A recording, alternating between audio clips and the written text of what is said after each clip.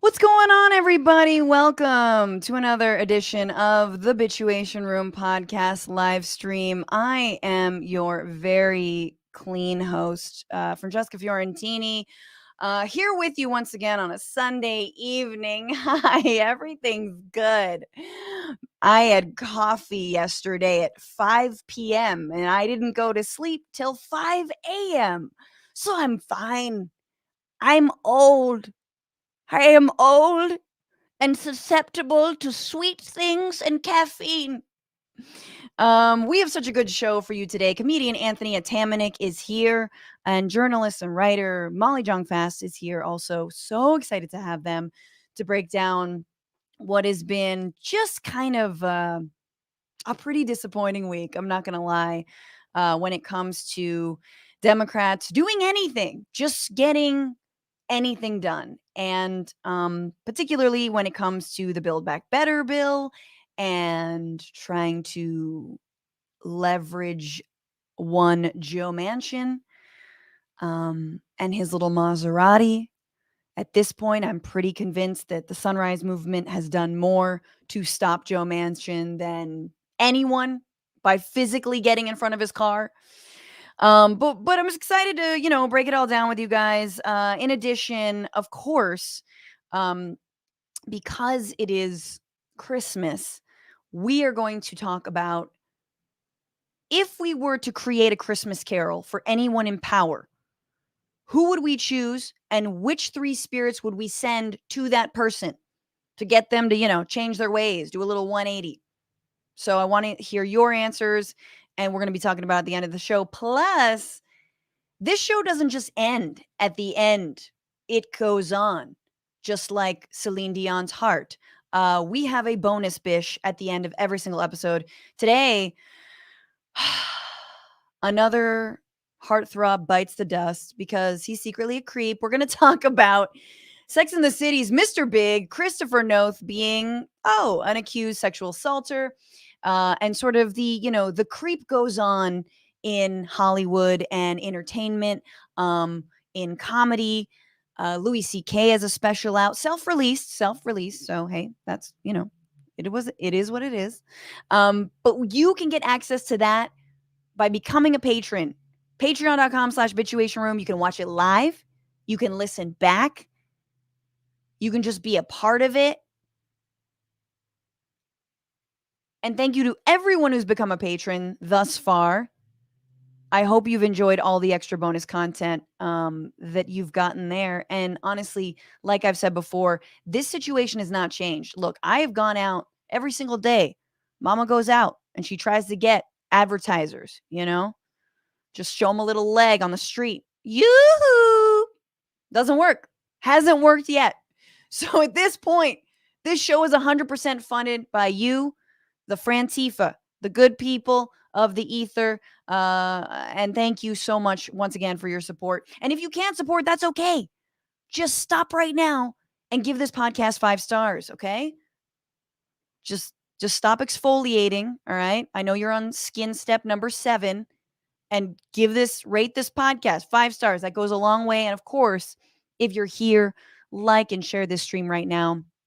And subscribe on Twitch. If you're on Twitch, what up? Also, you can just tip the show, TBR-Live on Venmo, TBR Live on Cash App. Thank you to everyone who's given a little something around the holidays to this desperately this podcast has been both naughty and nice. You know what I'm saying? Just like, why do we have to be so binary about it? And also, I wanted to let you know, in case you haven't gotten your Frantifa merch, you can get it at any point. Bitchuationroom.com. If you're a patron, you get 20% off. And if you take a photo of yourself wearing or holding or, I don't know, smelling a piece of Frantifa merch with the hashtag Frantifa Squad, it enters you into a holiday merch raffle. I'm raffling off 3 books that I just absolutely love. They feature writers who've been on this show before. We Own the Future, Democratic Socialism, American Style, How to Change Everything by Naomi Klein, Revolution in the Air by Max Elbaum. So do that. Do it. Hashtag Frantifa swag, not squad. Hashtag Frantifa swag. There's only like 10 people who've entered. And I feel like a couple of them are people who've entered multiple times.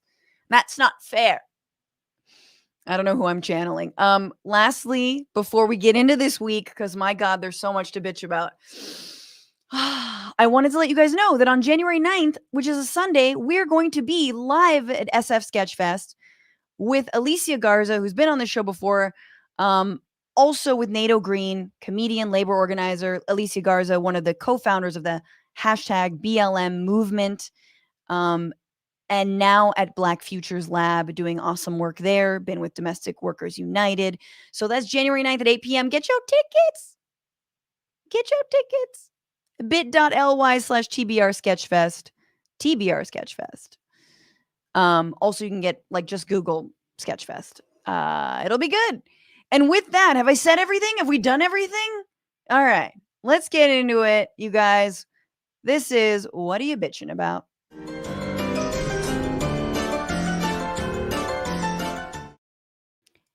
So,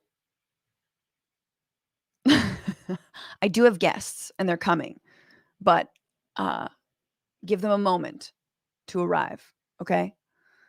But I wanted to switch it up a little bit this week. I usually don't do this because I think it's unfair to be like, I just want to be positive. No, I'm asking you to be negative. Get your bitch caps on. We've talked about the bitch cap. Bitch caps coming to bitchuationroom.com. I'm going to make them. It'll be embroidered. It'll be great. They'll have it'll be like the beanie with the little propeller on it. Yeah, it's your bitch cap. You know what it is. You can take off, conquer the world. All right, I'm done. No. So I wanted to switch it up because this has been a really hard Sunday, and it's been a really hard week in general for feeling like the United States is moving in a direction away from fascism. But in another part of the Americas, in Chile, in South America, Gabriel Boric, who is a leftist congressperson who was in the running for president, just won. He is 35 years old. He, again, is a progressive, came out of the Frente Amplio. He came out of the student movement in 2011, which, if you guys remember, was a huge movement in Chile where they were responding to a raise in tuition prices. So that's what happens when, instead of, becoming cynical and jaded, you actually take the streets. I'm not being that elderly person going like, kids these days, but honestly, kids these days, we should take the streets a little bit more, especially when it comes to things like education. And so Gabriel Boric came out of that movement. Camila Vallejo was someone else who came out of that movement. She's awesome. And these are almost like the squad of Chile. And so Gabriel Boric was sworn in 2014. And 7 years later, he's the fucking president. That's pretty amazing. And so, to give us some perspective, whenever we feel like, I don't know, the squad hasn't done enough, what are they doing? Why do we vote? Why do give them time. All right. AOC 2024. I'm not sleeping on it. Maybe 2028. Who knows? I think it's possible, and the impossible will take a little while, as Gabriel Boric just proved. And also, this is in, a few months after Pedro Castillo in Peru, a socialist leader, also became president as well, against a far-right opponent. And you know that phrase, sort of like socialism or barbarism? Like, I feel like that applies so much today. And we're seeing the way that, like, Biden, for example, trying to find a middle ground of like, hey, we don't want socialism or barbarism. We just want the status quo. That doesn't work, actually. You're not going to get shit done. Because unless you actually stick it to corporations and dark money, they're going to run roughshod over you. They're going to be pulling the strings. So what's it going to be? What's it going to be? All right, you guys. And with that, I want to bring in for the hour. He was the host and creator of Comedy Central's President Show, the only impression of Trump that I recognize. I want everyone to know that. The best and the only impression of Trump. He's the co-host of the new podcast, The Phony and Collie Show. Please welcome Anthony Atamanuik. Hey, everybody. How's it going? What's going on, Tony? How are you? I'm okay. I'm just trying to not go anywhere again. It's like pretty wild that like within a couple of days, you're like, oh, I guess it's like February of 2020. Everyone's just sort of freaking out. I went to pick up a prescription at the Dwayne Reed and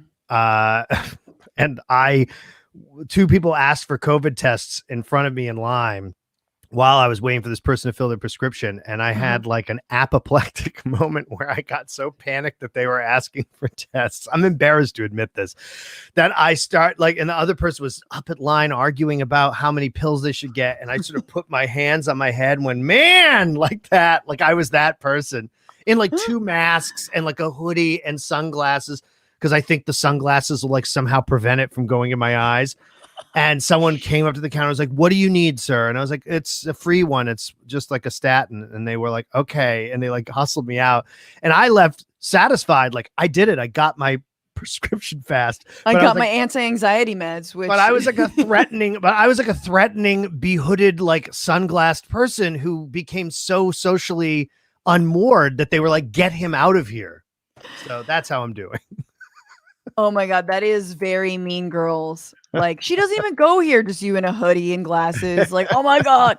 So you just got freaked out because essentially everyone has Omicron. Well, I just, the profile of the people asking too, they looked like they attended SantaCon in my head. So even though, I couldn't even see their faces, but I'm like, they went to SantaCon, they're disgusting. And like, it's like, it triggers every part of me that has hated disease and people who were sick or go, it's just a cough for years Santa. Before this. Yeah. Well, the Monday Phony and Collie Christmas special will answer the question about whether Santa is vaccinated or not. Ooh, we talked about the real war on Christmas, which is the war on Santas, and our last bonus episode with Gareth Reynolds, because that's actually what's creating a Santa shortage right now is COVID. They are like, of course, squarely in the middle of like a community with pre-existing conditions. Like being a Santa is a pre-existing condition. Yeah. Well, every earmark of our society that we take for granted, I think, folks who maybe come from every strata of life is like Santas and like counter workers at like fast food joints and people who work at hotels, drivers, taxi, drivers, delivery people, all these people who we pay. I mean, it's not like Santas make a lot. Everyone makes shit. Every group of those people make shit. And all of them are finally going, fuck this. I'm not doing this for this. And I love that the reaction from a lot of people is like, it's, I can't believe we don't have our Santa. Like, this is so terrible. We need to make the conditions so that they can come back. And I love it because that person's also not just going, it's unsafe. It's like the dawning on them of going, I'm also getting screwed. Yeah. I'm getting financially screwed. All the gig workers, all the what do you call permalance workers who permalance, which is that's just like my life, gross. And I didn't even realize that was an actual phrase. And now my wife, I feel sick. Is permalance, so she's the person who talks about that. Was that my bitch, or should I bitch about something else? That was your bitch. Okay, I think that's that was what you my were bitch. bitching about. I think we'll talk about the time we've got. Errant drone strikes later. That was what I was going to talk about, was errant drone strikes. You just mean drone strikes. Yeah, exactly. In general, all of them. All right. Well, we have to bring in my other guest. She is a writer for the Atlantic and Vogue magazine. She hosts the new Abnormal podcast, and you can find her newsletter, Wait, What? Through The Atlantic. Please welcome Molly Jong-Fast. Hi. Oh, Hi. I love the clapping. That was so nice. I'm a huge you- fan. What? You get a stand-up No. intro. Of course. You kidding me? I always look for if you like something I post too, because then I'm like, Oh. then I'm validated. I'm always shocked when anyone, I have 3 teenage children. So my self-esteem is like, they're all like, you're terrible. Except my daughter, who's really nice and who's now, who hears this and is a little offended. But the other 2 are literally like, one of my kids was like, the Daily Beast isn't that great. And I was like, where do you even look? He's like, one. I said, who told you that? He's like, one of my friends. And I was like, well, I'm glad to hear it. So I love to have that, like, actually being a cool mom is like the most obnoxious thing to a child, that like you've got like almost 1 million followers on Twitter, you're like crushing it, and they're like, it's not even that like great, whatever. Like they can't stand it. The best moment ever of my parenting career was I was like, should I go on TikTok? And my kids were like, one of my kids came to me crying and was like, if you go on TikTok, it will ruin our lives. Like, you've already ruined Twitter and Instagram for us. They're like, this is a bridge too far. Don't touch TikTok. We need safe space, Mom. They were, one of them was literally weeping. Like, he was like, I just can't. He was like, it will ruin my life. Molly, before we move into the week and everything that happened, I wanted to ask you, what are you bitching about now? I mean, I've done like 9 COVID tests. All I do, I wake up in the morning and I do a COVID test because I'm convinced I'm going to have it, or I have it already. Because everyone I know, literally everyone I know has it. Like, you walk down the street and you see someone and they're like, oh yeah, I have it. Have outdoor masks, we'll talk about this in the week, but like, were outdoor masks sort of like a thing of the past in New York, or were people still sort of wearing them and now maybe they're back to wearing them? Once I had my vax, I thought wearing masks outdoors was crazy. Right. But now I feel like it's so contagious and everyone here is so sick that you see people are just like, whatever they can do. Right. What's so interesting is we had I want to say from when I got vaccinated with the 2 shots, which was like February, because remember I was in the trial. So I got vaccinated from Yale where I was doing the trial. You're very fancy. Wow. Well, they moved, they put the trial at Yale because they needed more people who had HIV, and because it was in New Haven. So New Haven, yeah. So it wasn't like we went to Yale because it was, and then they told me there was room and I went into the trial. I mean, it was not, it's a very big hospital and a very good hospital system. So, so I got my shots in February, and since then I have been pretty the evidence was pretty clear that you were pretty protected. So I had been, careful, but largely performatively, right, to make other people feel comfortable. But not because I thought, when I flew around, I went to Europe, because I felt really pretty protected.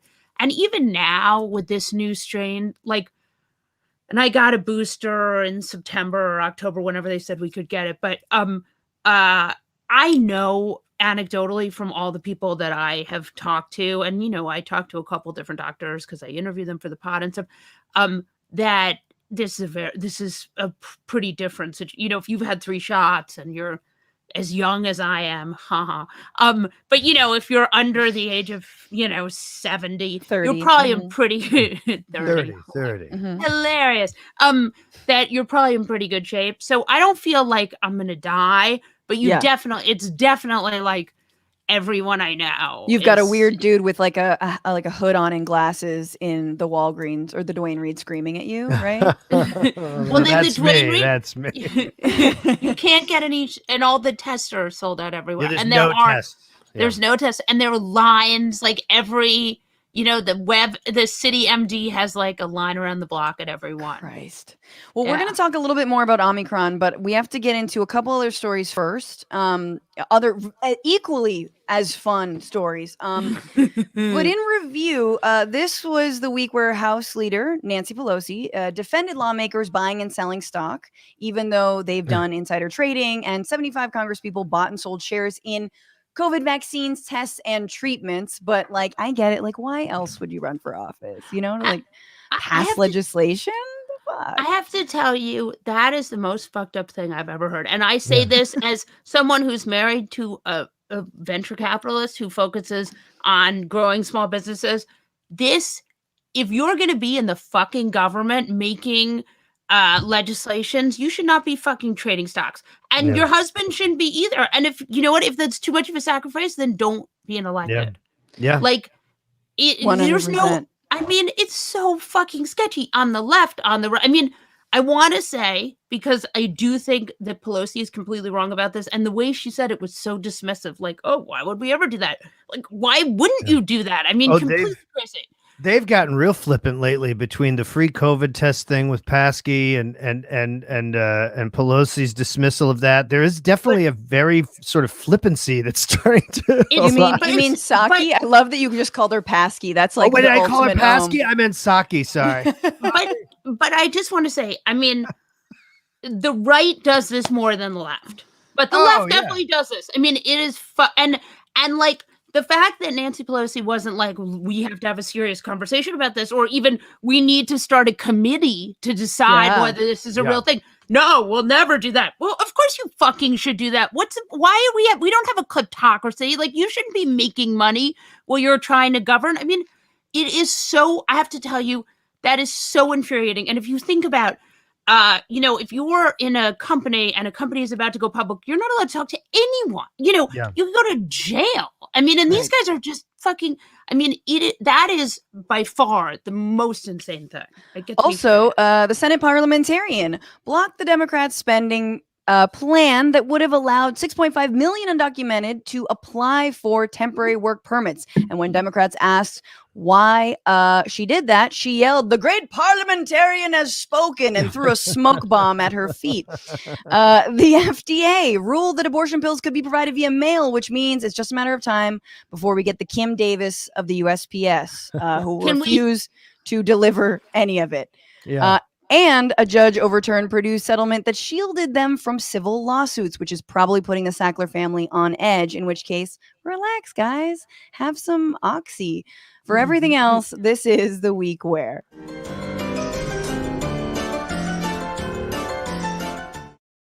You see, there's a flow here, you guys. I'm moving and grooving. This was the week where we learned that the Democratic leadership is faker than Santa Claus, because at least the imaginary fat man delivers. Because we learned this week that the Senate will not pass even the stems and seeds version of the Build Back Better Act before the end of the year. Early in the week, midweek, this is what we were getting. Democrats' hopes dim that Build Back Better will pass before the new year.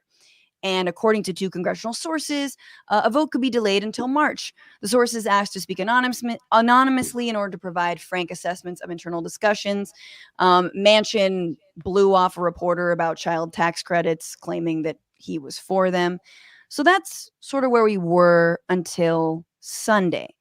And Sunday, Manchin went on to Fox News and said this sort of very loudly and proudly, despite some of the things he's been saying behind the scenes to the contrary. Take a listen. If I can't go home and explain it to the people of West Virginia, I can't vote for it.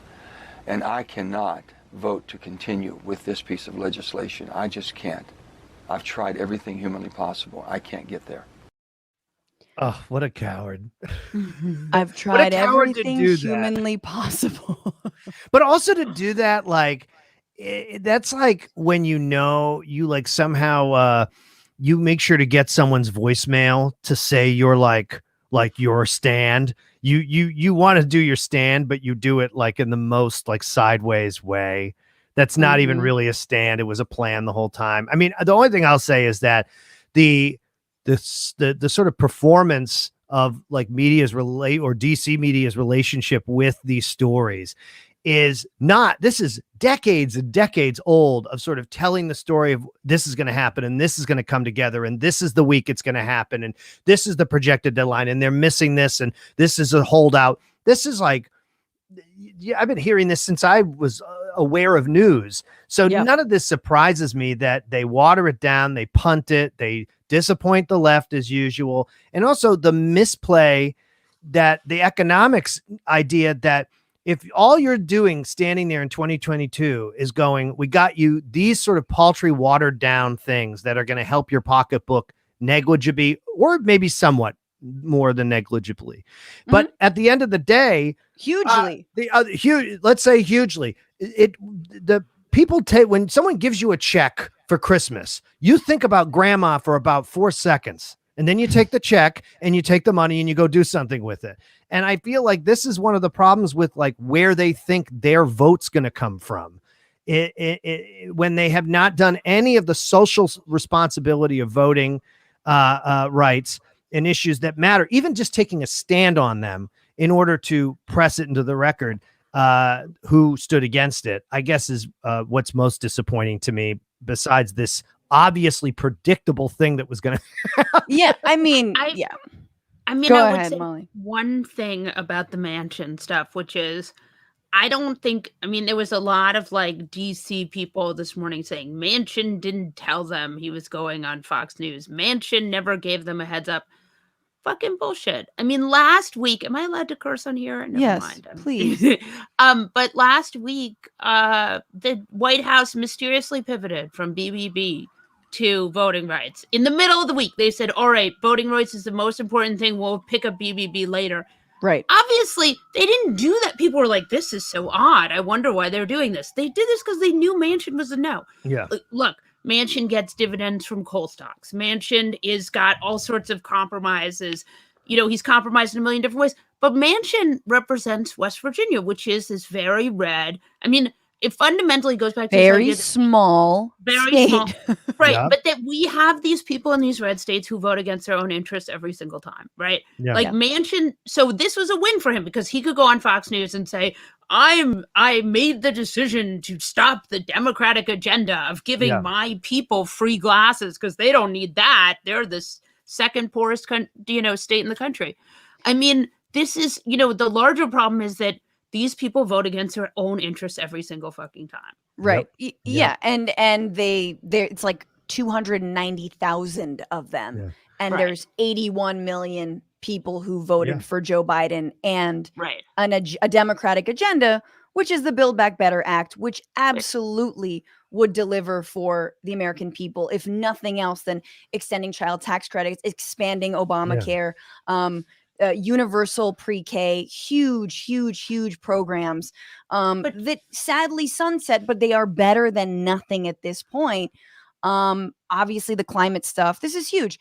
And it's very funny to me though, that like, despite everyone saying, you got Pelosi saying Manchin's going to negotiate. You've got Joe Biden saying Manchin's going to negotiate. You've got Chuck Schumer saying he's going to negotiate. You've got Pramila Jayapal, the leader of the Congressional Progressive Caucus, swearing up and down that, yes, he's going to come to the table. And then I've tried everything humanly possible. Like it's the equivalent of sucking his own dick, which honestly, that's what he's been doing in front of our faces for like 6 months now. But the White House still is upset. They're mad. Jen Psaki, or Psaki, if you will, has said they're mad. This is from the White House saying Senator Manchin came to the White House on Tuesday and submitted to the president in person a written outline for a Build Back Better bill that was the same size and scope as the president's framework and covered many of the same priorities. While that framework was missing key priorities, we believe it could lead to a compromise acceptable to all. Senator Manchin promised to continue conversations in the days ahead and to work with us to reach that common ground. If his comments on Fox and written statements indicate an end to that effort, they represent a sudden and inexplicable reversal in his position and a breach of his commitments to the president and the senator's colleagues in the House and the Senate. Do you think that this is a strategy since everything's about ego and about who gets the prestige, do you think that in the coming weeks after the holiday, what will come forward is a new version of the BBB that is Manchin spearheaded, that then frames him as the savior, and therefore mitigates the disappointment of what's pulled away.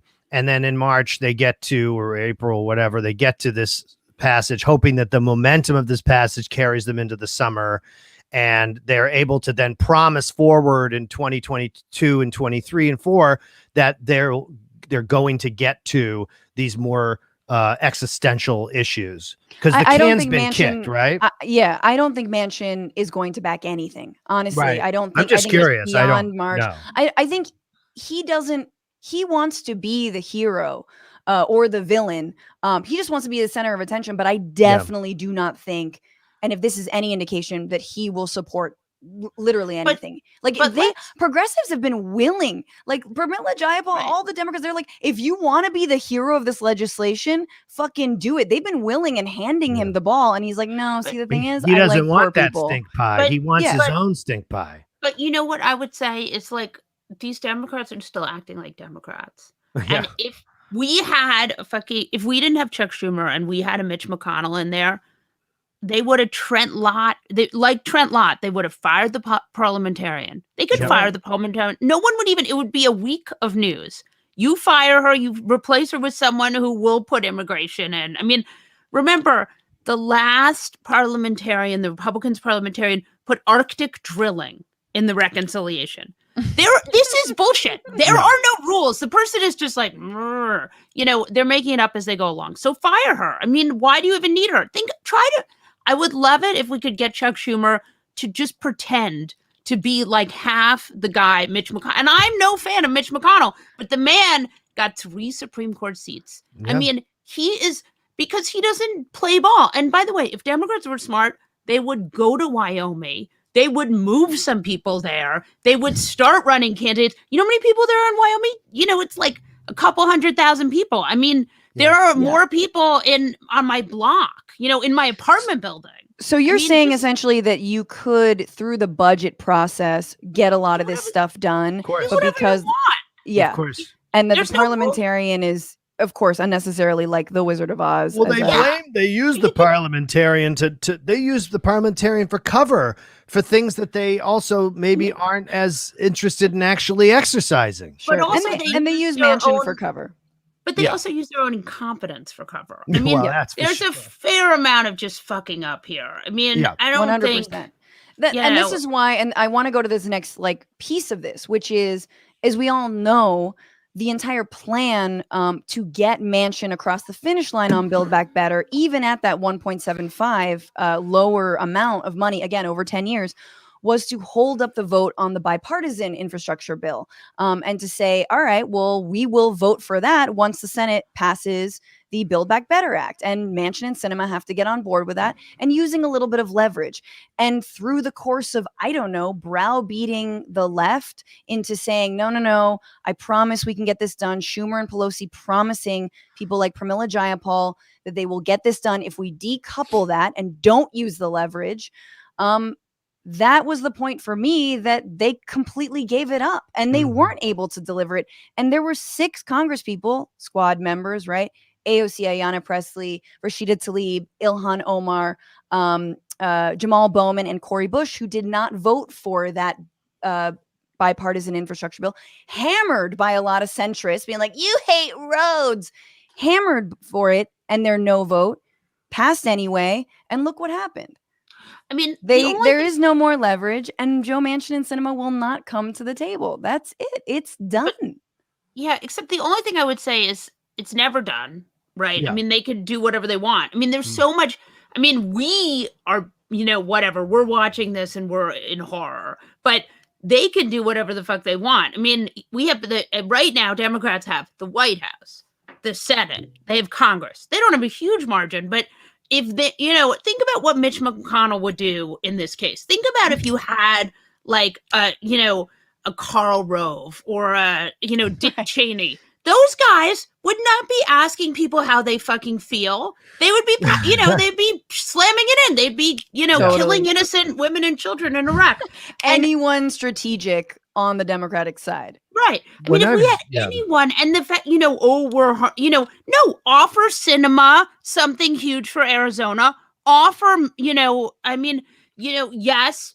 Look, Manchin is not anybody's idea of a delightful Democrat the way we like Democrats, but he's the only Democrat we're ever going to get from West Virginia. So you offer him a big coal plant or whatever it is he wants, and you just get it done. I mean, the idea that we can't, that the president can't control these people, of course he can control them. He may have to make terrible deals with them, but that's what's interesting though, Molly, is that I feel like, I'm not on board with like offering him a coal plant, but I do feel like that's what corporate Democrat and Democratic leadership are already doing. They agreed. Well, they're not. No, but they're obviously not. But let me just say, they agreed to strip the entire climate, proposal to basically hold any corporations accountable for their emissions, for the carbon, like any kind of carbon tax. Okay, that's gone. We'll get it to the place that you want it. And he still won't vote for it. He handed them their ass. He outplayed them. And I still don't believe he outplayed them. I think that, maybe that I think that there's a level of incompetence on Democratic leadership, and that's where it's going. Because this guy is not, if he wanted to become a Republican, he could caucus with the Republicans tomorrow. Yes. Right. I mean, that's where he's headed. No, because first of all, he'll never get reelected as a MAGA. Because he'll get creamed. No way. Yeah. And the other thing is he doesn't have the interest in it. He's getting away with everything. He's the most powerful senator. He goes to the Republican side. Nobody gives a shit about him. And then they primer him. I mean, I don't mean to be this is his last stand to be relevant. He's like, I'm somebody. It's a lot of power. I mean, I agree that they have to get more serious about climate and they have to. But the truth is there are deals that they could make if they wanted to make them. The idea that they're powerless over these two senators, I think, is preposterous. And I think 100%. And sorry. Go on. Oh, I was just gonna say, I do think I started this show by talking about 35-year-old presidential candidates, and I do think like Schumer better watch his ass, because honestly, he's been trying to sort of pander to progressives, tweeting a lot about eliminating student debt. But my God, I mean, if there's any like green light for AOC to make a run at his seat, I think it's this. If he doesn't get it done, Anthony, what do you want to say? Sorry. Oh, I just wanted to say that I think that the dysfunction is also rooted in patterns of strategy that have not worked for a very long time now, except to eke out just the barest of wins, and then not really have, I think, as Molly's saying, the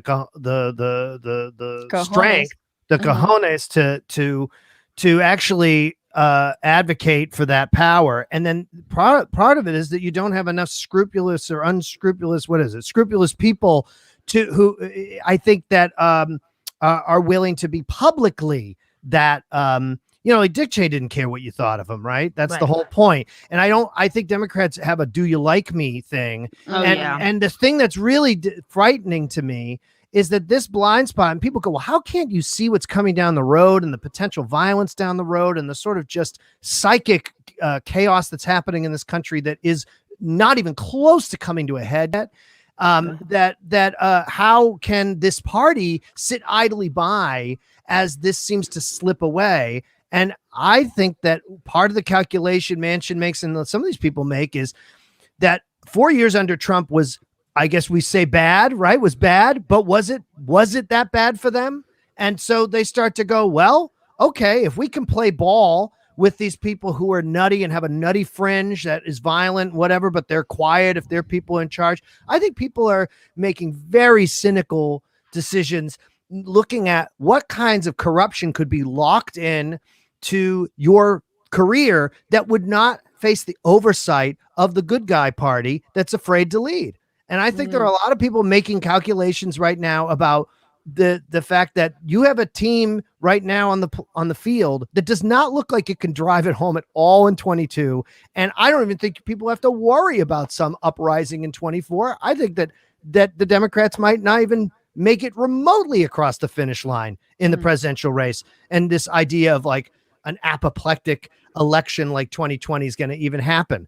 And so to me, I think that everyone's sitting idly by because they think they can make a deal with this sort of nightmare, that it won't be as bad as we think. And of course, I think it will be way worse. You mean a Trump variant, the Trump 2.0, or Trump himself? Listen, if he survives the next couple of years the way he looks, he'll be running, and he'll be running. There's no doubt he'll run for president. We know that obviously Atamanuik is invested in the Trump impression industrial complex. So I feel like no, I'm not.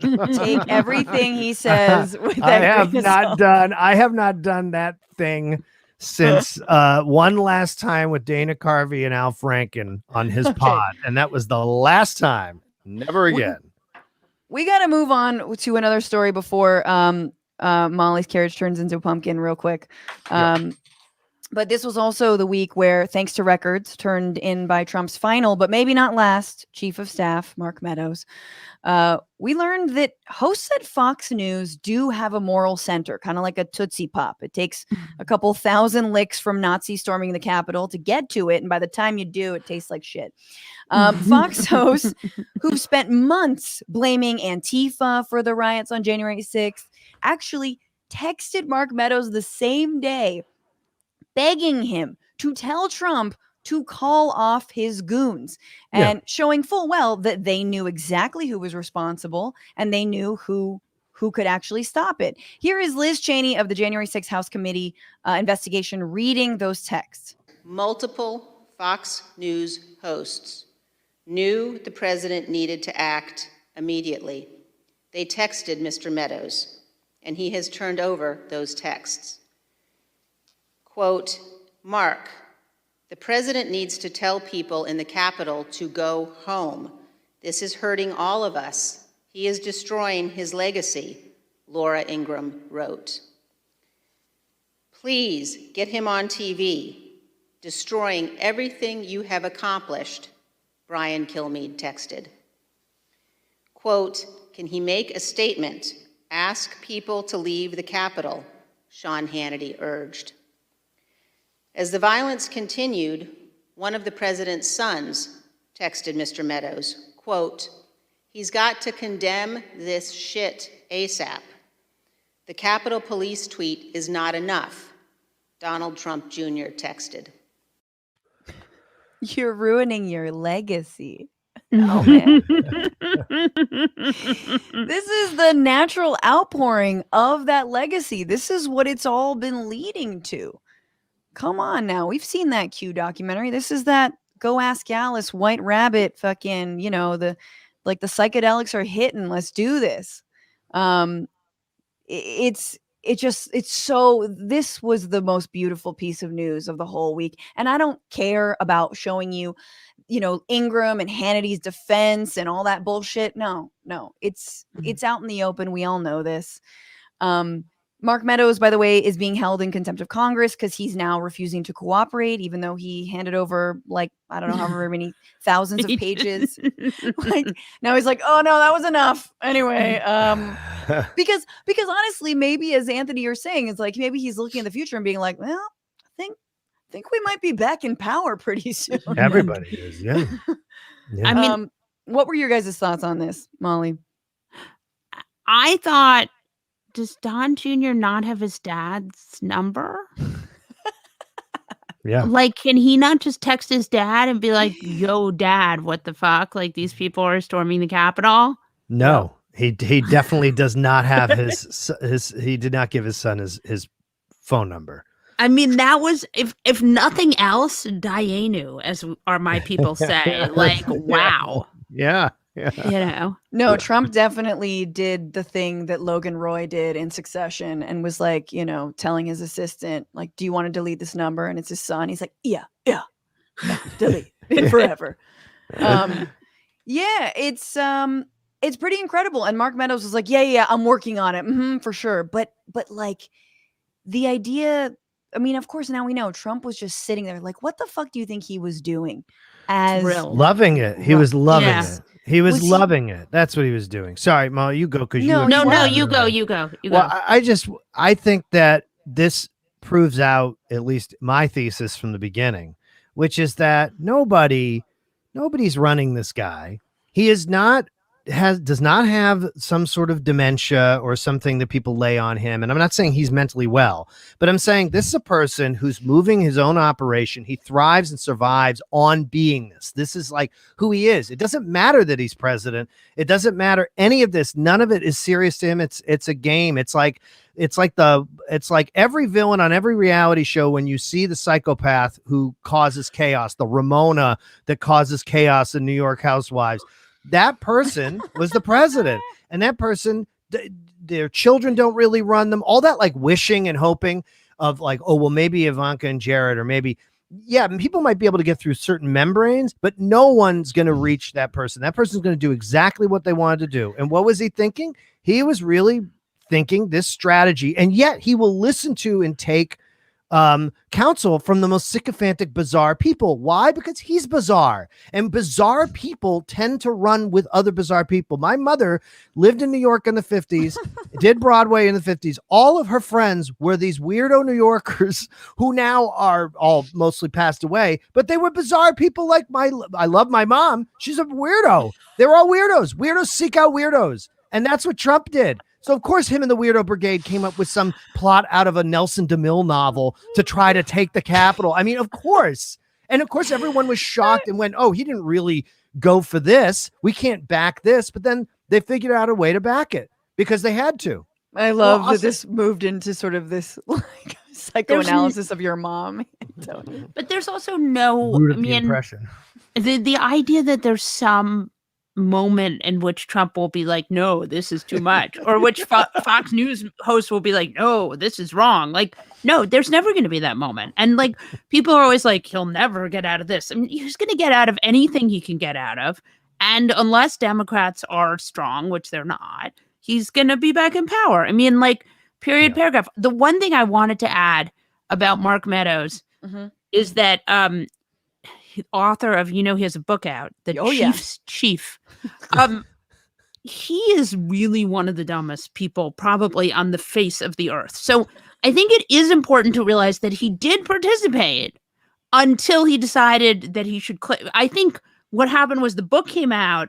Trump was extremely mad because he showed that Trump had COVID and knew he had COVID before the debate. Yep. And then they did another test and they were like, it's negative. So we just let him go and cough on Joe Biden.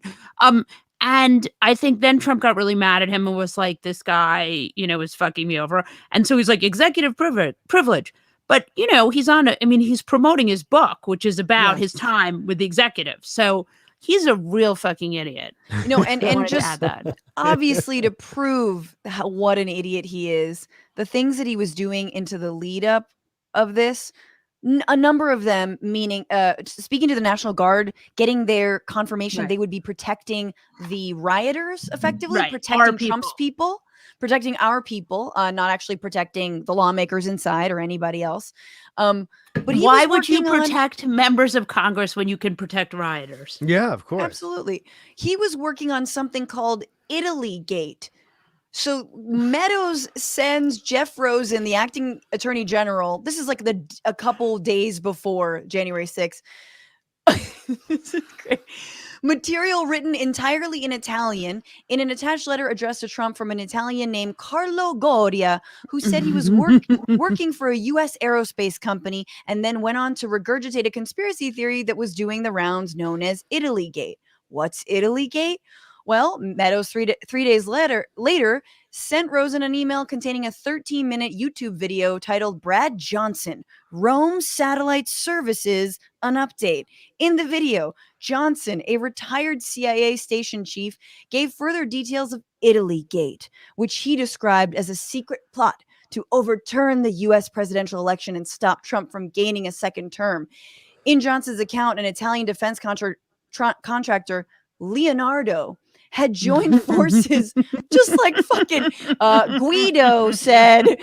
What's his last name? Da Vinci. It's not important. Anyway,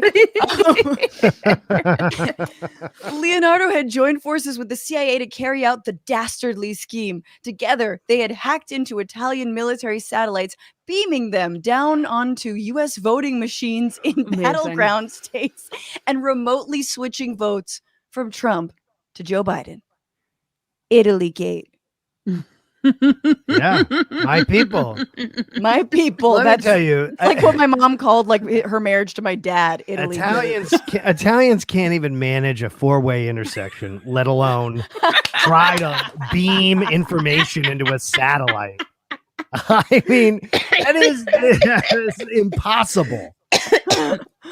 Yeah. Oh my God. It seems very, I mean, the whole thing, the one thing you should realize from all of this is that there are a lot of people in our military that are nuts. Yeah. Mm-hmm. I mean, that's a little scary, right? He Former was a CIA CIA. station chief. I mean, that's the big boss there. Yeah. You know, like not great, man. Yeah. But I'm sure he was it'll- on it. Like, I also want the text that Meadows sent back. I think we have some of them like, yeah, I'm on it. But I also feel like some of them were like, have you heard about Italy Gate? And they're like, motherfucker.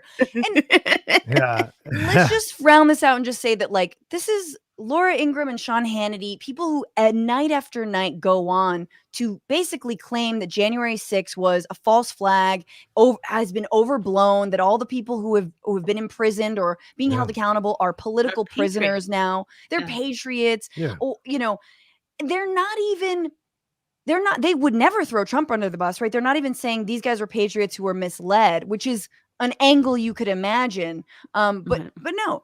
And yet Tucker, for all of the fact that he's a giant piece of shit white supremacist, it's like, well, at least it's consistent. You know, he didn't send a little message to Meadows saying this has gone too far. He was right. He was just like, as this excited. hasn't gone far enough. Yeah, we need to do more. He was like, more. He was like, I kind of want to see Mike Pence on a pike. What's the posers versus, you have the posers and the real believers, but everybody wants to support the same thing. Hannity, and I used to wait on Hannity sometimes at John's Pizza back along like 2002, 2003, and he would sit with the cops and some of the other Fox folks and talk, and like they're so transparently and nakedly. I mean, they buy their own BS to some degree, but they know what they're doing, and so this is them also. You don't think that those folks don't know. I believe that you do, even if you don't think it'll be found out, you send that text as insurance to give yourself the distance, the cognitive distance where somehow you both said the right thing at the right time, but then went on to still propagate this BS because you support it. And I think the other thing too is why does this circle of folks not do the right thing? Because they don't think the right thing is the right thing that we think it is. They think this is great. Yeah. And even though maybe the optics of that moment did not appear even the way that, even if you had a fantasy about the Capitol riot, if you had a fantasy about the Capitol insurrection, it didn't go well because it looked kind of pathetic and lazy and sort of like, 5 o'clock shadowed and lots of weird scarves and hats. Mm-hmm. So not enough khakis. So like you actually have disappointment on all sides. Some people going, we didn't go hard enough. And those going, this is awful. Believe what people show you. There is a large contingency in this country that believe in shifting the reality to this being correct and right. And it's way bigger and way more omnipresent than I think people give it credit for. 100%. What did they think was going to happen after stirring and causing that much distrust in the election? This was obviously going to happen. We're the nation of Ramonas. We're a nation of Ramonas, and we're just the Countess desperately trying to get her to stop yelling turtle time. Thank you. Wait, Ramona's from Real Housewives. Real Housewives. Just checking. I don't get the reference. I was missing something deep and intellectual, but I'm not. No, you're not. It's completely surface. Ramona is my cat's name, and honestly, if we had a nation of my cat, I feel like it would be a great nation. Yes. I wanted to give Molly Jong-Fast an out. If you wanted to like, you've been very generous with your time. We have one more story. If you had 5 to 10, all right, otherwise I'll stay. I can't stop talking. I love it. Hell yeah. All right. Well, this is the best one, and we started talking about it a little bit, and you guys are both in New York, so I want to hear how things have been going with you. But this was the week where Omicron spread faster in New York City than poke and ironic tattoos. All right. Omicron is a true hipster of the pandemic, gentrifying the fuck out of COVID. It is everywhere. It is unstoppable, and yet somehow it's promising to make communities like safer. It's like we're not as bad. Omicron is breaking through 2 doses of the vaccine, and in some cases the booster as well, which is not a guarantee. And Biden is now warning of a winter of, quote, illness and death.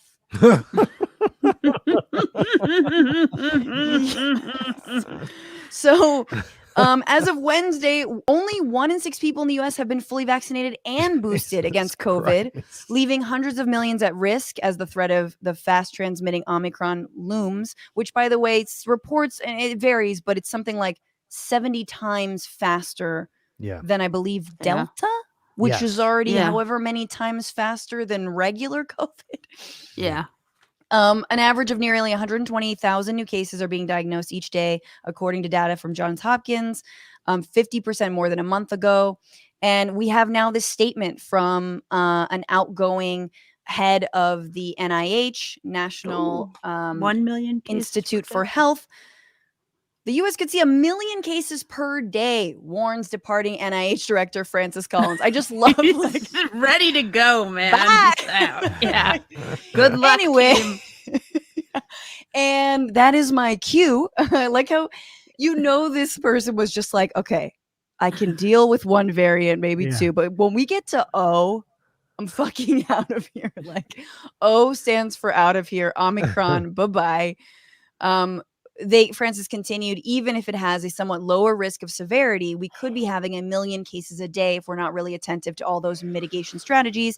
Even the most optimistic scenarios could mean a strain on hospitals in many regions that are already squeezed by the Delta surge. And then this last quote I thought was good.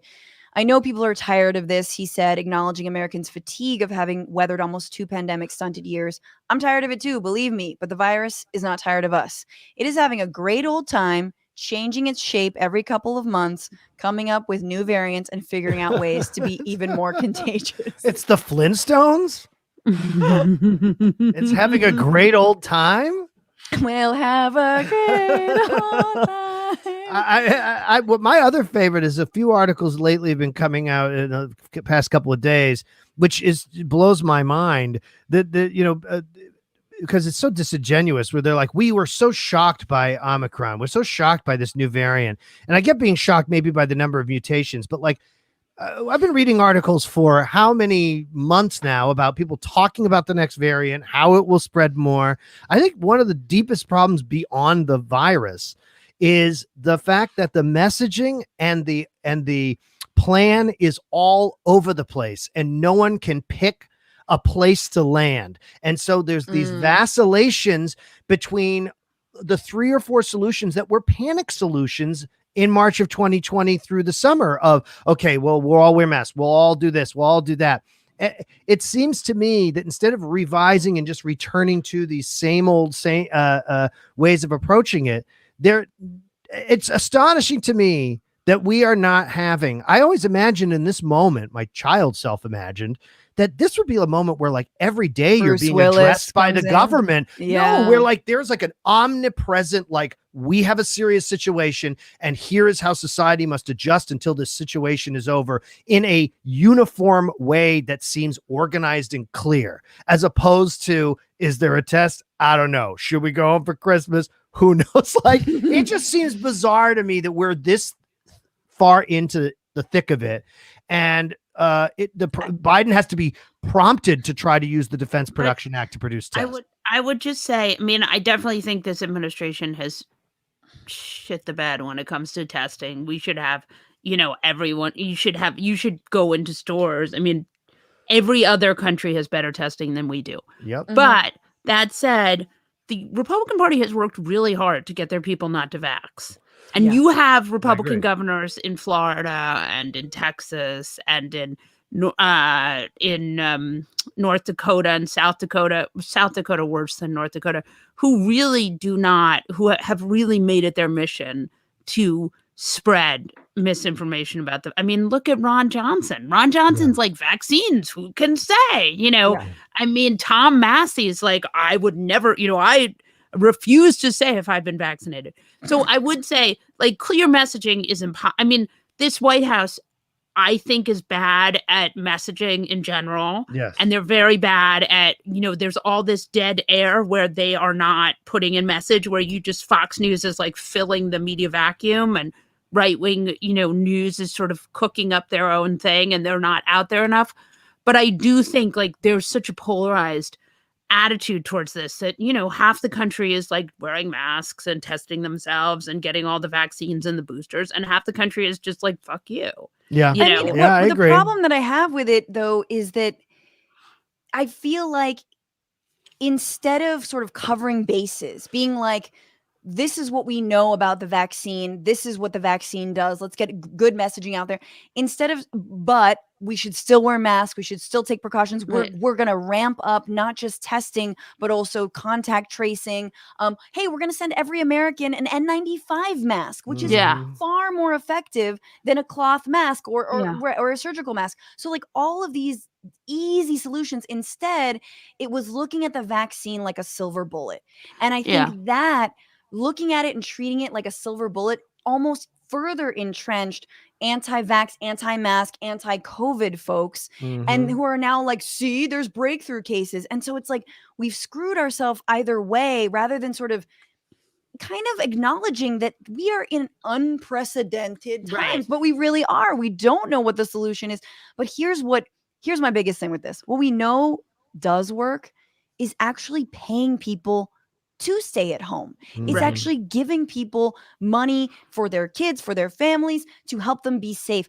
We don't even have also days off to get vaccinated, days off to get better after if you have side effects from the vaccine, days off for COVID, obviously. All that stuff are ways we can mitigate the impact of the pandemic, even if we don't know how to solve it.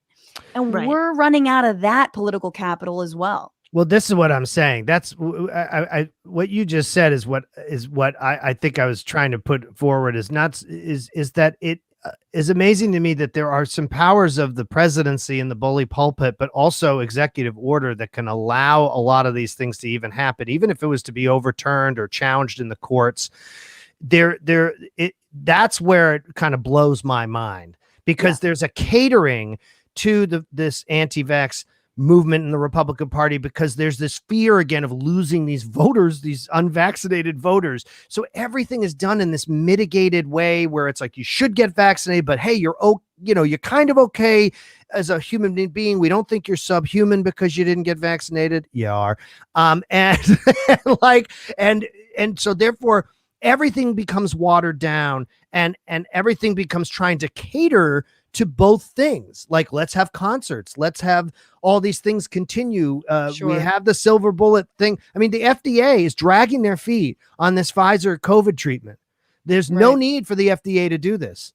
And it is strange because it's counterproductive to, you would think, even the corruption of pharmaceuticals. You know, they have to get through all the data. I mean, that is, they filed it. They want that pill out there because it has a very good treatment policy. I mean, good treatment numbers. I would just say they have, this humongous application that they have to get through. So, I mean, they're pushing really hard to get it out fast. I mean, I do agree, but I also think we have to remember contact tracing became a no-go in this country early on. Because Republicans were all over it. They were like, they want to find you, they want to get you. And, I mean, in normal countries, in Europe, they contact. I mean, France, I was in France in November. Everyone wore masks. They smoked. They wore masks. They all showed their vax cards everywhere they went. It was just like normal stuff. Yeah, just like Canada. I went to the movies in Canada. I went and had dinner in Canada. It was like the real world. The rest of the world, even with this horrible stuff, has found ways that are reasonable to adjust. And I would argue that these things, if we're going to throw out these rights to be challenged in the Supreme Court, we might as well do it. So if we're saying, this violates this right to contact trace, do it. Why not? Just do it and then say it's illegal later. And Biden did, I mean, this administration did have a win on allowing the vaccine mandate for private employees to go forward. I think that's worth mentioning. So there is that. I think the biggest thing we've talked about on this show before, we had journalist Sarah Lazar on, who's been reporting about this TRIPS waiver in the WTO, because in fact, these variants are a result of not getting the vaccine out to the global south and countries that can produce mRNA vaccines. And the fact that Biden in theory is saying yes, but in practice is not pressuring the WTO and like big pharma on that level, it's the biggest fucking hypocrisy. And we're going to keep having these variants until we drop those patents. Right. But I mean, I would say even the mRNA vaccines are hard to store and they're hard to get out. I mean, he should buy the recombinant protein vaccine that Dr. Hotez is working on. And it's cheap. It's easy. They can show them how to make it. I mean, this administration could do a lot. I mean, they need to be vaccinating the world. And I agree. I think the mRNA vaccines are going to be too unstable to go to Africa.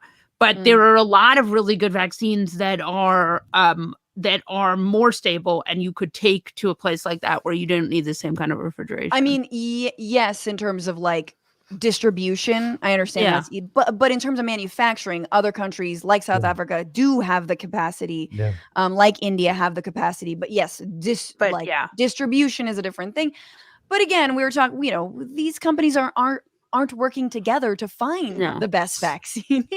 You know what? And I know this would never happen, but to me, I don't understand. Sometimes just break the law or break the norm, seize the companies, make it just seize the government, just seize the companies, like nationalize that shit. It would be worth it to, if you save people and save us from a disease and maybe reorder society a bit in the process, and you break some laws along the way, you'll pay for it at the end of the day, and then it's worth it, right? I would think. But the Defense Production Act, it's not breaking the law, and that's what it does. Well, I mean, that's why he doesn't want to do it. But I mean, he has the presidential right to do whatever he wants. He still hasn't mobilized it, Molly. In this entire year, he still hasn't mobilized it. Yeah.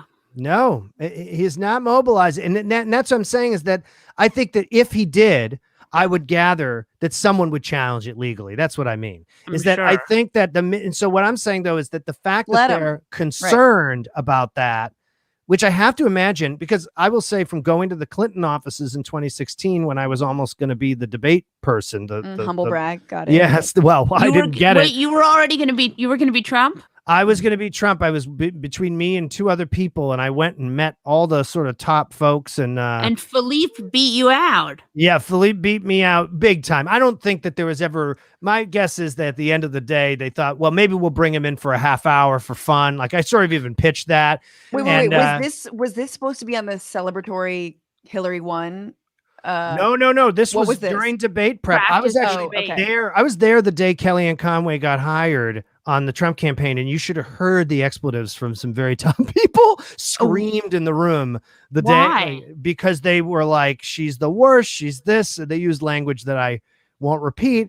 And but it was amazing, because also I met a lot of people who I went, oh, this is why things are so bad. The folks in the middle of the ice cream sandwich are fucking incompetents, and they have no bravery and no vision. Well, hiring me would have been one brave visionary because thing they to didn't do. hire me. But but I will say, at one point I was talking with two of them, and they said, well, we're really doing well. And it was in August, and they go, well, we're 7.5 points up. And I was like, you guys are 2 or 3 points down. And they looked at me like, excuse me. And these were like the top people. And because I don't care, I'm a comic. What do I care? And I went, you guys are under. I go, do not believe what you're seeing polling. Those are our internal polls. I go, well, they're wrong. And I said, because I'm telling you, you guys are losing right now. And if you don't go after Trump's mother in that debate, all Hillary has to do is bring his mother up and have mother come out of her mouth, and it will freak him out. I really do believe it would have, I don't think it would have won the election, but I think they would have knocked him off his block. He has a severe mother complex that he laid on to Hillary Clinton, which is why if you actually observe his behavior with Hillary Clinton, it is like someone who both wants their praise and their acceptance, but also rejects and hates them deeply. He's got his little. And That's how he you saw and your her. mom. I love these mommy issues that are coming back. But does he actually All men have mommy have them. issues? Oh, True. I will tell you, I have been to his childhood home, and then I've met a lot of people who worked in his family or with his family, and some distant folks who I know. And the confirmation I got back from a lot of the things, even from when the niece, when Mary Trump started writing stuff, I was astonished at how right I was about things I could not have known. But the mom thing really also boils down to some particular mental breakdown moments when he was very little that were really traumatizing to him. And she also was very cold to him. And when the son died, there was this deep disappointment that the disappointing son was going to be the one to sort of carry on. You know, Fred had been the one they wanted. Ooh, not wrong, Junior. though. Anyway, but sorry, I didn't mean to make about No, that. But I'm just saying that they had no sort of outside the box thinking. Everything was just, we're going to move along and defeat. And I don't think that's changed, really. I don't. Molly Jong-Fast, thank you so much for joining us on the Thank you Bitchuation for Room. having me. Everybody, I'm sorry I was a little It was sick. great to meet you. I'm so excited to meet you, and I'm a huge fan. Oh my God. All I'm right. the worst. I thought you were great. stop. Don't do that. Don't embarrass me, Tony. My Oh my God. God. We all want to meet you. No. Whatever. Everybody, subscribe and find Molly's newsletter. Wait, what? On the Atlantic, and take very good care. Stay safe. Yes, Don't have me back. please come back, and obviously everybody listen to Molly's podcast, the Abnormal Podcast. Don't get Omicron. Okay, try not to. I know that's kind of impossible, but be safe. Thank you. And thank you guys for sticking around. We've got one more segment because it's the holidays. I decorated a tree. It's adorable. All the ornaments are from Target. Sorry. It's the busy woman's tree, and that's what you get. But I wanted to read a couple comments before we go into our final segment. Here with Anthony Atamanuik. On Build Back Better, Stanley 1953 on Twitch says, yeah, Manchin tried everything humanly possible except being human. So true. So true. The Dez on Twitch, the DNC needs to borrow the RNC's playbook so badly. Yeah, except for without the racist part. Or the like Russia gets to tell us what to do part. But yes, absolutely. Just like play a little bit dirty. Don't be afraid to have people not like you. Yeah. On Mark Meadows, the Dez also said, if Hannity and Ingram want to clear the record so badly, they should be forced to testify before the committee. Ooh, why not? Get them in there. Crowded Crow on this new variant says, Omicron. I also saw Crowded Crow said, you can't say Omicron without doing it in like a French accent, you know, like Omicron. Omicron. Omicron. Yeah. That's a delicious dessert. Oh, so yummy. I love the crust of the Omicron. Omicron. There's 32 variations. De pain au Omicron. I only know how to say 2 chocolate croissants. Pain au chocolat. De pain au chocolat, s'il vous plaît. That's all I know how to say. Chocolat. S'il vous plaît. Du pain au chocolat, s'il vous plaît. Oui. Je travaille au piscine. I work at the pool. Je m'appelle Omicron. You will I would definitely fuck Omicron as like a dude. Like I feel like he's probably cute, but Gross. like has a lot of whatever STIs. He bought me a drink. Stop judging.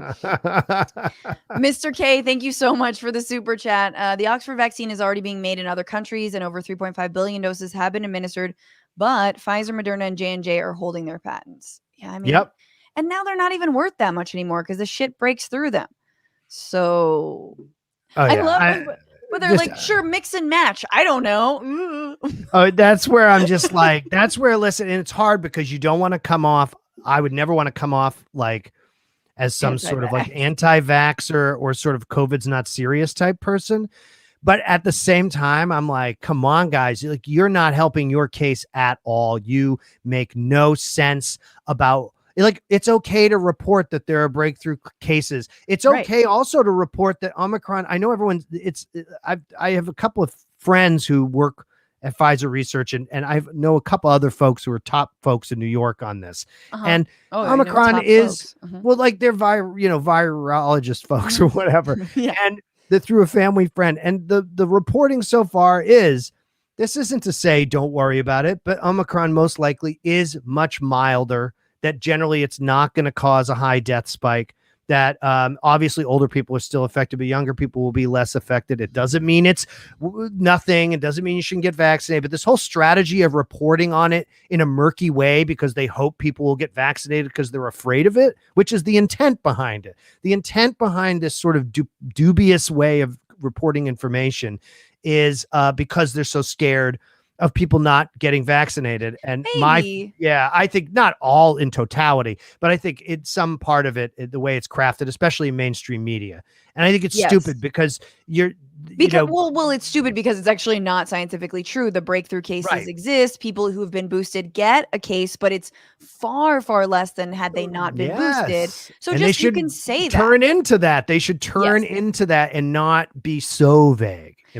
Exactly. I mean, my main thing is like, I just don't want to be flip about people's lives and 800,000 deaths later. It's like, but we have to also be honest that if you spend time with elderly folks, with immunocompromised people, if you are one of those people, you're more at risk. And I personally, I just don't want to kill my mom, Tony. That's how I am too. I haven't gone anywhere. I canceled everything this week because I'm going to see my 83-year-old mom. Yeah. And imagine if you killed her, like you would just never hear the end of that. No, her ghost would haunt me.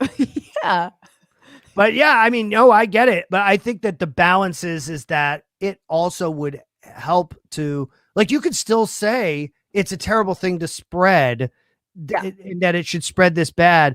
But I think that it's okay to go, hey, look, deaths are not going up at the rate that it did with Delta. That's not bad to report that. For sure. That's what. But at the same time, I think that 1,200 deaths every day is absolutely unacceptable. 1,300 deaths. Of course. Of course, it's like terrible. So you can say like it's not going up, but like that's not sensational. Being like, oh, hey, another 1,200 people died today, just like yesterday. That's not news. Sadly, we've normalized that. What's the new hot thing? Yeah.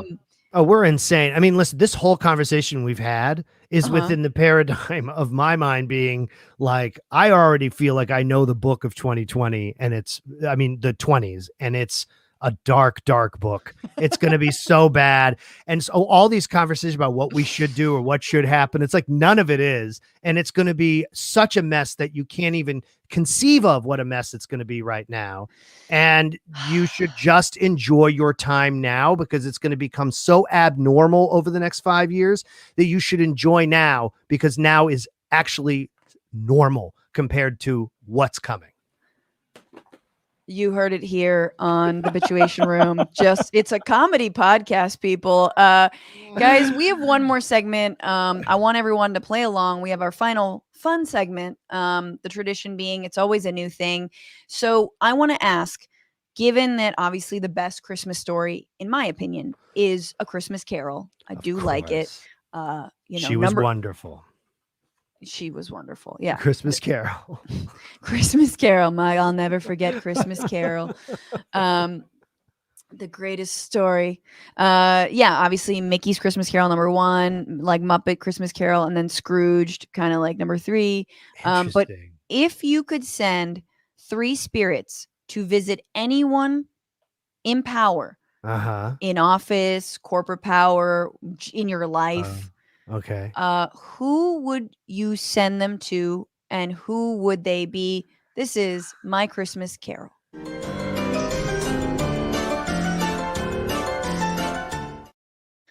Okay. For me, I'll go first. I would love to send, obviously, 3 spirits to Senator Joe Manchin. And first, the ghost of Christmas past, and it would be himself. And it would be when he first became a lawmaker at 35 and like he has like a normal sex life, you know, where he doesn't have to like rub himself in coal, you know, in order to like get aroused. Yeah. He doesn't like actually have to like be gripping a rock of it in order to, you know, My God. experience climax and joy. Get blood poisoning. And he'll be like, wow, yeah. Maybe. We wonder what's wrong with him. He doesn't have a Maserati. He's got like a Lincoln. I don't know. I feel like a Lincoln town car. I don't know. Do you think he really has a Lincoln Town car? I think he's an Oldsmobile. Maybe. What does that one look like? Olds is even worse. It's like rounder and more depressing. Does it feel more or less like a boat? Like one of the ones It's that more just like a feels- boat. It's even more like a boat. Like when when you brake, it's like it doesn't feel like the brakes are really working. That type Yeah. of an American car. Oh, yeah. Oh, I'm looking at some. Yes, for sure.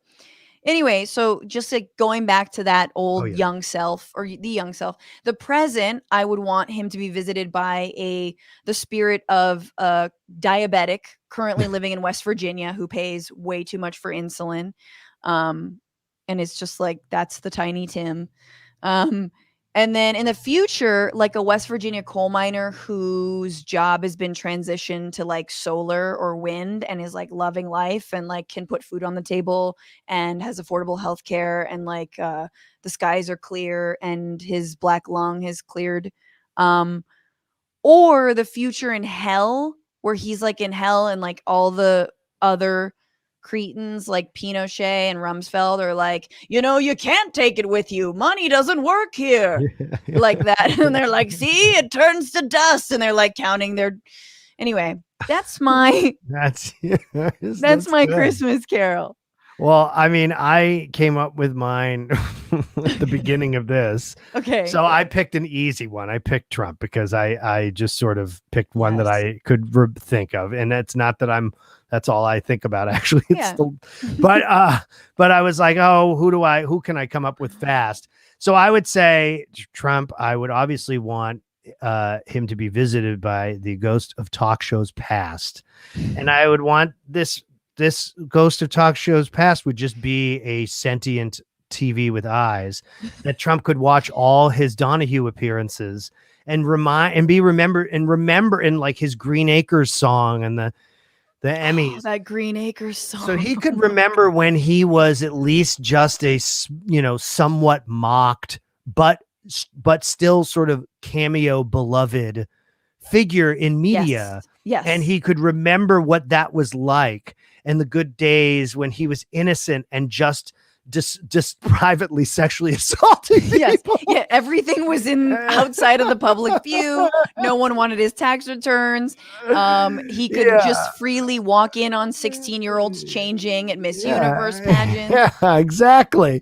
And It's just hit the Home Alone scene like over and over again. Yes, it's just him in the Home Alone scene, just in two, just showing up, not edited out like it is in Canada. And then the ghost of Mar-a-Lago breakfast buffets present, where he could just realize like he's got it so good at Mar-a-Lago. He knows the restaurant, he knows the menus, he knows what salads are going on. He's he's involved in like what's the state of the poached egg pile? Is it too soft? Is it too hard?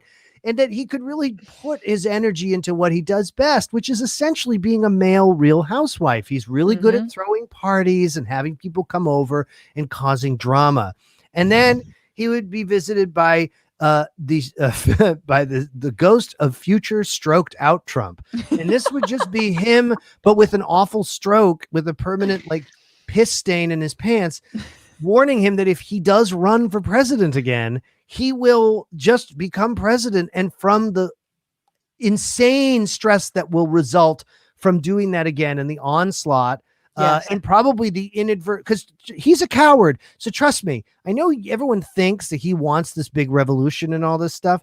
If things started to get really violent at a level that was frightening in the cities, after the point which he could dissuade it to Antifa and had to own that it was his supporters, it would freak him out too.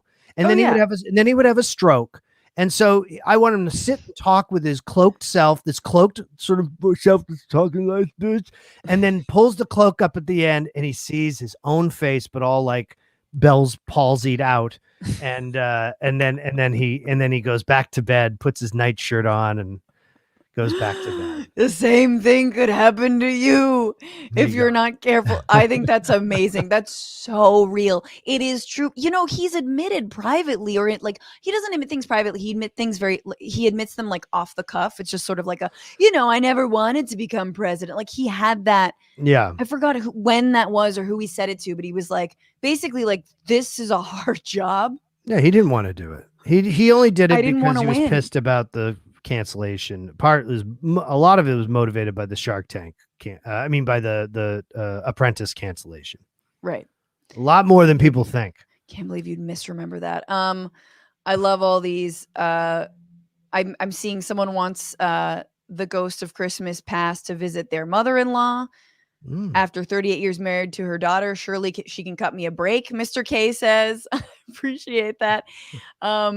Thank you guys so much for being here and on this show. And thank you, Anthony Atamanuik, You're welcome. who's going to be joining me in a little bit for our bonus episode for all the patrons. Again, patreon.com/Bitchuation Room. We're talking about creeps in Hollywood. Oh, yeah. Okay. Hey, and in comedy, a little bonus for everybody, some dirty laundry we're going to air. But Tony, how can people find you and your work? Listen, all I want you to do is follow at Phony Collie Show, PhonyCally. There you go, right there. Phony and Collie Show on Twitter. I want you to listen to it. We have a huge Christmas episode with Paul F. Tompkins, John Gabris, Neil Casey, Andrea Rosen, Gil Ozeri, and of course, John Gemberling, my co-host, and I. It's a Christmas adventure that is completely sound designed. It was improvised, but we have songs we recorded in it. It goes through, it's time travel and vaccine stuff. It's epic. And this is our 9th episode. We're on everywhere you can get the Apple, Spotify, Stitcher. So listen, rate and review. Just give it 5 stars. Don't if it's less than 5, still click 5 and then just write a review about what you think underneath. And that's it. That's all I want people. And What We Do in the Shadows, obviously, go check that out on Hulu. Oh, hell yeah. Thank you so much for joining me at the very last minute. You're always wonderful. And everybody, you can get more wonderfulness. Go to the podcast, Phony Collie Show, but also Bitchuation Room. My God, patreon.com/is Bitchuation Room. Tony, take good care. Okay. See you next time. Thank you. And thank you, everybody, for sticking around, for being here. And of course, the ceremonial thanks for everyone's undying support. This is what I hope will be the fart song. Amazing. Thank you so much to the new patrons at $10 or more. There are none of you, but a few $5 ones. I see you. Thank you. But get that $10 shout out. To the big tippers, Randy L, Robert G, Joseph L. You're so, so kind. To the Twitch subs, Stanley 1953, Brandy Lou 2, Kathy 61, Lizzie Nepon, and GZP Rocks. I don't know how to say your name. And for the super chats, thank you, Joe Elizabeth, Joe Elizea Lekio Johnson, Omega Shenron Dragon, Ken M, Kimberly McNaught, Mr. K, Progressive Chihuahua, and everybody else. You're so wonderful. And thanks as always to Ellie Hoffman, to Alexandra Ornes, to Maximillien Inhoff. We stream every Sunday, 5/8 Eastern. And oh yeah, it's going to be next Sunday, December 26th. Tell me what you got for Xmas. Tell me what you watched. Tell me what you ate. Tell me what you drank. We're going to get into it. And remember, y'all, fight the power, fuck the patriarchy, and don't just bitch about it. Be about it. Bye.